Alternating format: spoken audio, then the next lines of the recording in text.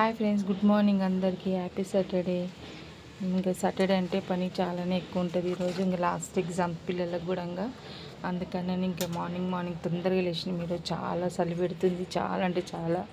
మాకైతే అసలు స్వెటర్ తీసిన తిమ్మిర్లు వచ్చేటట్టు చలి ఉందన్నమాట. మా కాడైతే చాలా ఉంది, ఎందుకో తెలియదు కానీ చెట్లు ఉన్నందుకేమో. ఇంక ఇక్కడైతే పిల్లలకైతే పాలు పెట్టేసి ఇంకా చాయ్ పత్తి ఇంకా అయిపోయింది అనమాట. చాయ్ పత్తి అయితే తీసుకొచ్చుకున్నాం. ఇది రేషన్లో తీసుకొచ్చుకుంటాం అనమాట మేము చాయ్ పత్తి. ఇంకా నైట్ అయితే ఇడ్లీకి పిండి రుబ్బి పెట్టి ఇంకా ఇడ్లీ పిండి అయితే వేసి పెట్టిన. పొద్దున్న ఇడ్లీ అయితే తొందరగా అవుతుందని.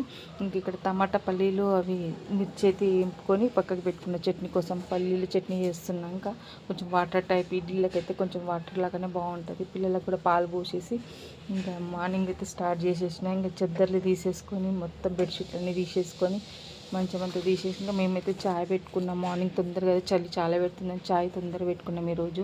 ఇంక పిల్లలకైతే ఇడ్లీలు కూడా పెట్టేస్తున్నా. ఇట్లా ఇడ్లీ పెట్టేసుకుంటే చట్నీ కూడా అయిపోతుంది. చట్నీ చేసేసుకున్న తర్వాత అయితే ఇంకా పని అయిపోయినట్టు, ఒక పని అయిపోయినట్టు అనమాట. చట్నీ చేస్తే కానీ మిగతా పనుల కంటే చట్నీ చేసేది ఎక్కువ టైం పడుతుంది. ఎందుకంటే అవన్నీ ఫ్రై చేసుకునే వరకు అయితే అనమాట. అందుకనే కొంచెం కొత్తిమీర వేసిన ఈరోజు చట్నీలు అయితే చాలా బాగుంది చట్నీ. ఇంకా చట్నీ అయితే రుబ్బుకొని ఇంకా తాలింపు అయితే వేసుకుంటున్నా.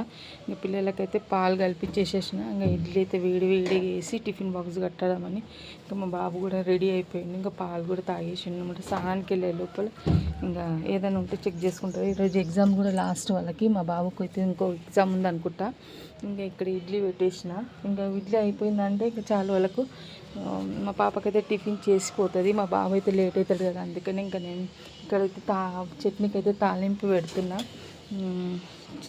మామూలుగా అంటే ఎండుమిర్చి ఎక్కువ వేసి చేస్తాను నేను, పప్పులు ఎక్కువ వేయను. ఈసారి అయితే పప్పులు ఎక్కువ వేసి చేసిన అనమాట. ఇక్కడ మా వారైతే కొబ్బరి నూనె చాలా గడ్డగట్టిందని కొంచెం వేడి చేస్తుండే నెత్తలకు ఎట్టుకోవడానికి పిల్లలకి తనకి.